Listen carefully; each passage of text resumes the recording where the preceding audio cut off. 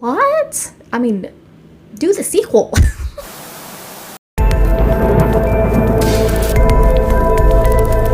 Hello everyone, welcome back. Long time no see. Did share a little post on my channel. Hopefully some of you guys saw it that kind of explained why it's been a couple of weeks since I made a video. I have been on vacation for a while, so my family and I were out having a good time. Don't mind my sunburned nose. I was still active on the socials, and so I was definitely keeping in the loop with everything going on. Hope you all are doing well, and thank you for the continued support on the channel. Hope you saw, maybe you were able to check out a couple of the shorts that I posted in the meantime. But if you are new, thank you for checking out my channel, and don't forget to subscribe before you leave today, and leave a thumbs up if you enjoyed this video. You might have seen that he was a guest on the Joe Rogan podcast, which is like biggest podcast in the world. And a lot of interesting conversations come from his podcast. Zack's appearance was no different. Zack fans can relate to this. I could listen to him talk for hours about different projects that he's worked on, things that he enjoys, like as far as the creative process. He's funny, he's entertaining, he always has something cool to share that we haven't heard before in previous interviews. If you haven't watched it, I recommend watching it. It's a little over 2 hours and it's super entertaining and really cool. They talk about a whole lot of different things. Pretty much all of Zack's movies they touch on at some point. They talked a lot about 300 and Watchmen because Joe Rogan mentioned at the outset of the episode that Zack made 2 of his all-time favorite movies, Watchmen and 300. Thought that was awesome.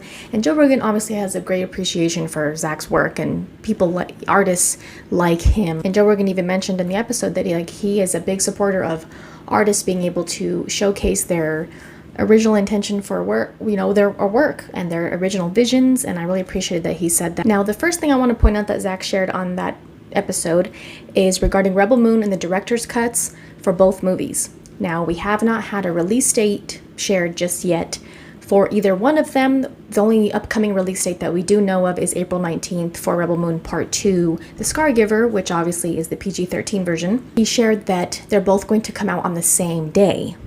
And so I found that pretty exciting because the amount of time between Part 1 in December and the director's cut for Part 1 seems to be a little far apart, a little bit farther than I would have liked it to be, I guess. But he did say they're planning on hopefully maybe towards the end of summer for both of them to release this year. Ideally, I thought maybe the director's cut for Part 1 would come out before the PG-13 version of Part 2, but that's just, they're 3 hours long each, and so there's a lot for them to work on. They shot everything all together, so obviously a lot to do in post-production. Can't be, too picky about that. It's nice to know that we're getting director's cuts for both anyway.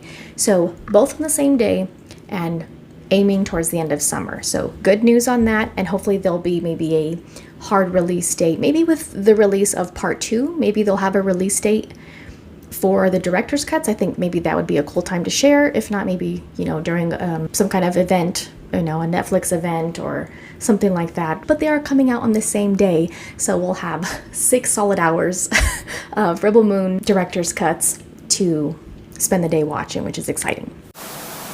And like I mentioned, Zack did talk in a little bit more detail about the conversation that he and Netflix had about making PG-13 versions and director's cuts. And, we've heard him talk a lot about that before and how it was different this time around. His other director's cuts are just like in response to, things that the studios had made him do and forced him to do or take out. And then, it was a very different situation this time. He said that with the R-rated director's cuts, they gave him no rules, no parameters.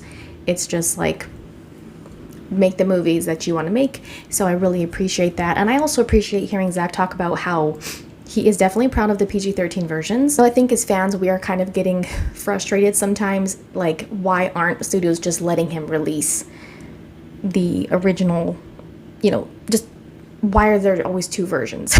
Zack mentioned, he explained that he understands why.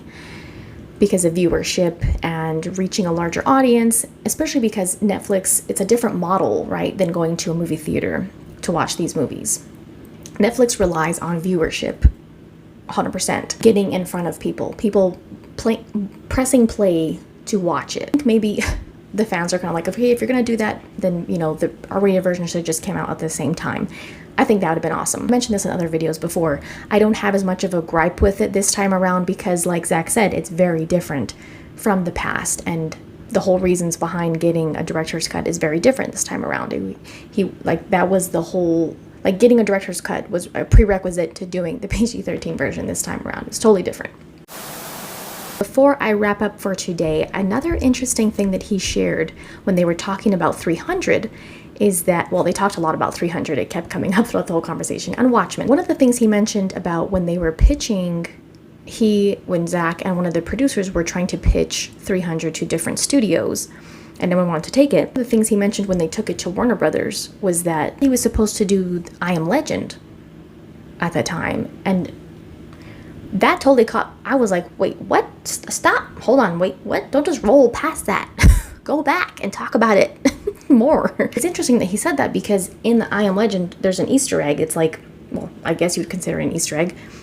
There's a Batman vs Superman symbol, not the one that we ultimately got from Zack, but a very similar symbol of Batman vs Superman at one point in the movie in I Am Legend.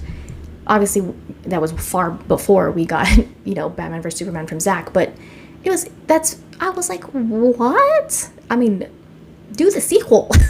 He said that there was a mix-up, and so they ended up giving it to the director who actually did I Am Legend, and they felt sort of bad about that. So they were asking him, what would you like to do instead? And so he, pitched 300. I thought that was a super interesting thing that I don't think most of us knew about that as fans beforehand. So that was pretty cool. And like I said, we always learn something new and interesting from Zack during his interviews.